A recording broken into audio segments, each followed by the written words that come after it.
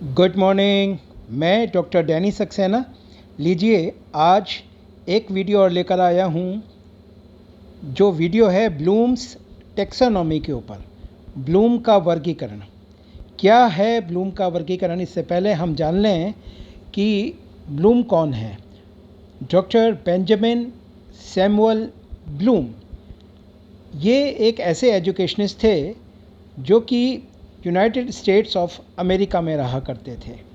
इनका जन्म 1913 में हुआ, जबकि इनकी मृत्यु 1999 में हुई। आइए जानते हैं ब्लूम्स टेक्सोनॉमी के विषय में। ब्लूम ने शैक्षिक उद्देश्यों का वर्गीकरण किया। Classification of educational objectives. Bloom का ये जो एजुकेशनल ऑब्जेक्टिव्स का क्लासिफिकेशन था, इसके बारे में थोड़ा सा हम जानते हैं। ब्लूम ने अपने इस क्लासिफिकेशन को 3 भागों में डिवाइड किया। सबसे पहले ज्ञानात्मक पक्ष, या जिसे कॉग्निटिव डोमेन कहते हैं, जो कि उसने अपने बुक 1956 में द टेक्सोनॉमी ऑफ ब्लूम में लिखा। सेकंड जो इसका कैटेगराइजेशन है या क्लासिफिकेशन है, वो माना जाता है। इससे पहले कि मैं बताऊं कि सेकंड क्लासिफिकेशन क्या है, यहाँ पर मैंने ग्राफिकल रिप्रेजेंटेशन से आपको दिखाने की कोशिश करी है कि कॉग्निटिव डोमेन जो कि हमारे हेड माइंड से रिलेटेड होता है। सेकंड है अफेक्टिव डोमेन, भावात्मक पक्ष, जो 1964 में ऐड किया गया, और भाव का जो रिलेशन होता है वो होता है हार्ट से, जैसे कि आप इस ग्राफिक में देख रहे हैं।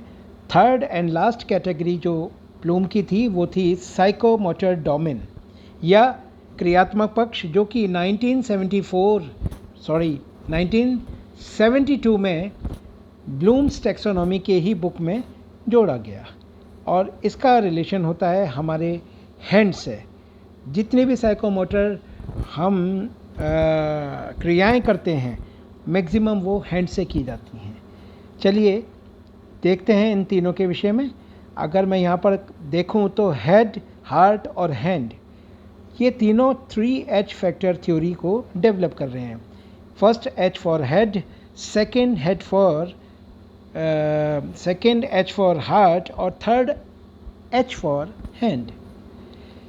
आगे देखते हैं डॉक्टर ब्लूम के इन तीनों कैटेगरी में।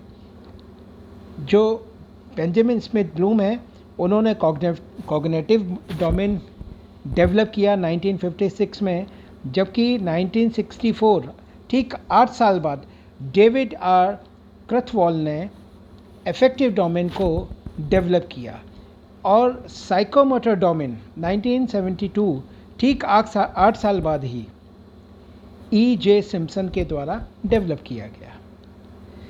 इन तीनों का आगे और कुछ रिलेशन जानते हैं। कॉग्निटिव, अफेक्टिव, साइकोमोटर, ये तीनों उन कार्ड्स की तरह हैं जो ओवरलैपिंग हैं, एक के ऊपर एक है।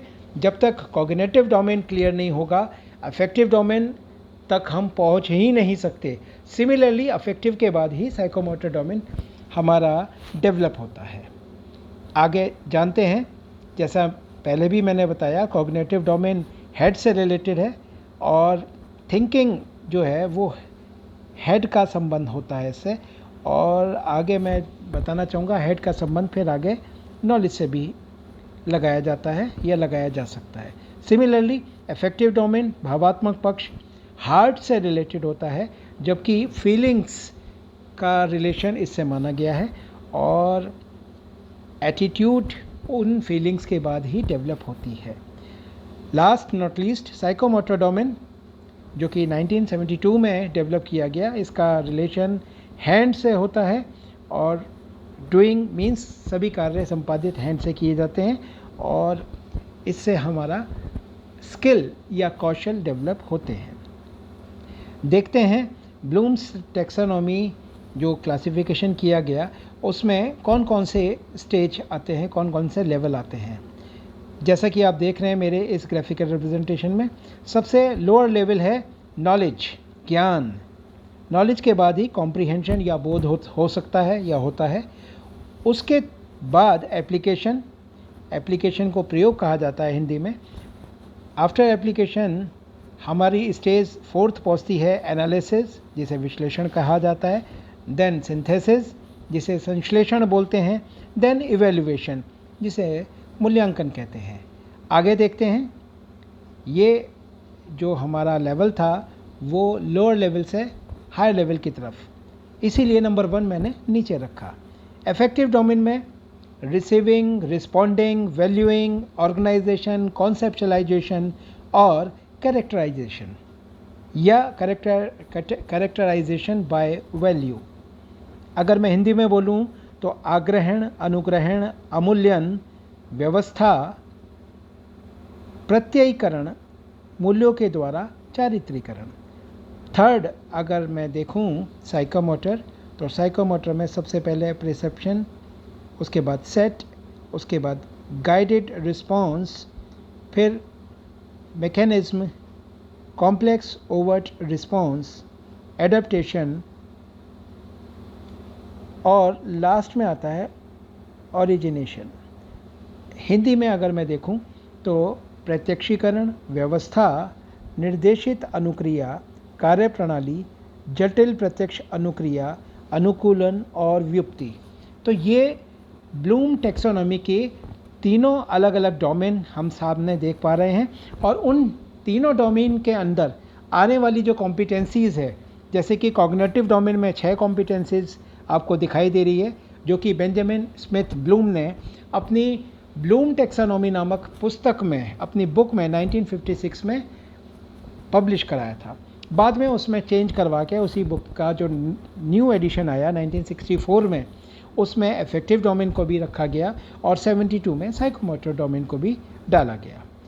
आगे मैं बताना चाहूँगा साइकोमोटर डोमेन E.J. सिम्पसन के ही द्वारा नहीं, बाकी और कुछ ऐसे एजुकेशनिस्ट हैं जिनके द्वारा डेवलप किया गया। जैसे यहाँ पर आप देख रहे होंगे R.H. दवे।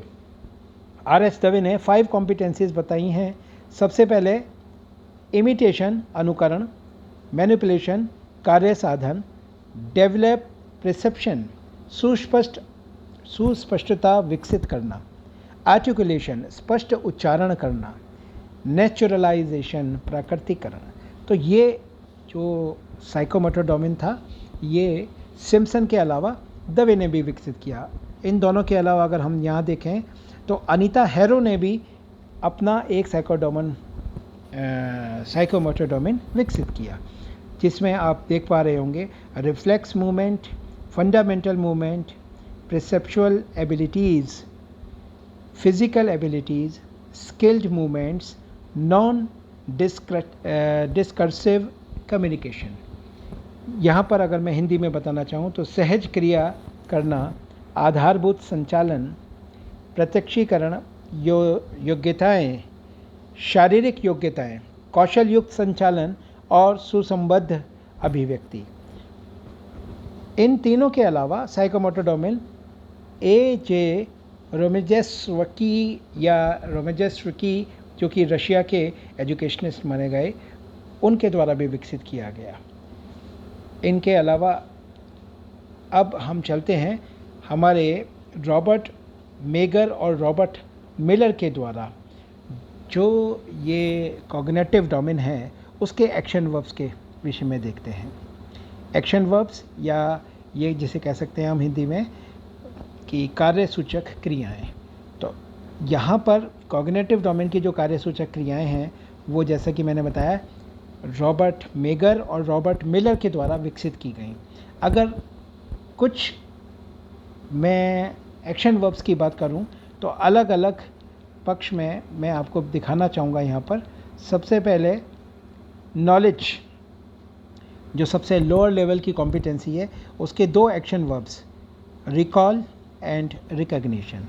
कॉम्प्रिहेंशन में सेकेंड नंबर पे मैं दिखाना चाहूँगा आपको डिस्क्राइब एंड एक्सप्लेन। एप्लीकेशन के अंदर 2 action verbs, apply, use. Analysis के अंदर कंपेयर और डिफ्रेंशिएट। सिंथेसिस के अंदर कंपोज, और प्रिपेयर। इवेल्युएशन के अंदर एसेस एंड जज।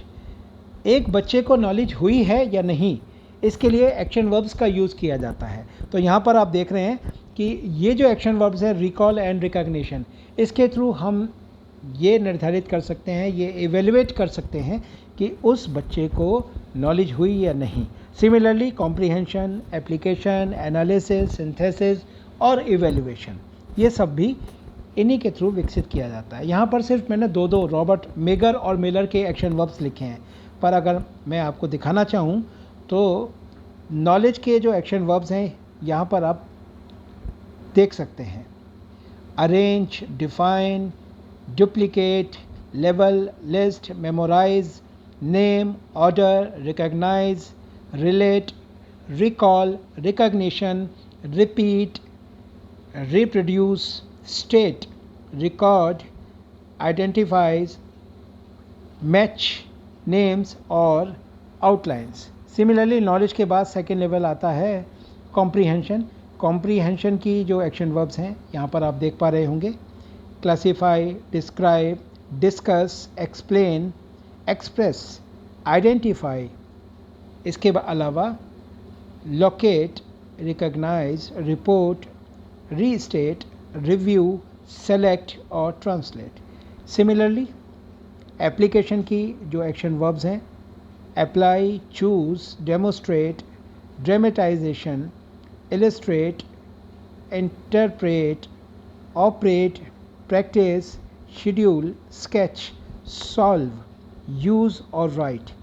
इसके बाद नंबर 4 पे आता है एनालिसिस। एनालिसिस में analyze, appraise, calculate, categorize, compare, contract, criticize, differentiate, discriminate, distinguish, examine, experiment, question and test। 5th number पे आता है सिंथेसिस, और सिंथेसिस के action verbs arrange, assemble, collect, compose, construct, create, design, develop, formulate, manage, organize, plan, prepare, propose, setup and write. और last में evaluation से related जो action verbs हैं अगर हम देखें तो appraise, argue, assess, attach, choose, compare, defend, estimate, जज, predict, rate, select, support, value, evaluate, ये सब एक्शन वर्ब्स हैं।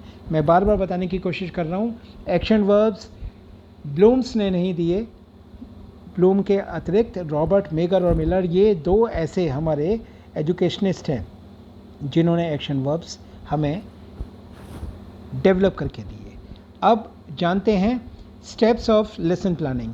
अगर हमें ये सब कुछ पता चल गया है तो निश्चित रूप से हमें लेसन प्लान के जो स्टेप्स हैं उनके बारे में भी पता होना चाहिए। तो सबसे पहले हमें पता होना चाहिए जर्नल ऑब्जेक्टिव्स, या जिसे मेजर ऑब्जेक्टिव्स कहते हैं, सामान्य उद्देश्य के बारे में। इसके बाद स्पेसिफिक ऑब्जेक्टिव्स या माइनर कॉन्सेप्ट का जो कॉन्सेप्ट है वो सेकंड नंबर पे आता है लेसन प्लान में। 3rd नंबर पे मोटिवेशन या टीचिंग मेथड और टीचिंग एड्स। 4th नंबर पे प्रीवियस नॉलेज, जिसे पूर्व ज्ञान कहा जाता है। देन इंट्रोडक्टरी क्वेश्चन, प्रस्तावनात्मक प्रश्न। देन स्टेटमेंट ऑफ एम, उद्देश्य कथन। देन डेवलपिंग क्वेश्चंस, विकासात्मक प्रश्न। टीचर्स एक्सप्लेनेशन और एक्टिविटीज़, शिक्षक का व्याख्यान या प्रस्तुतिकरण।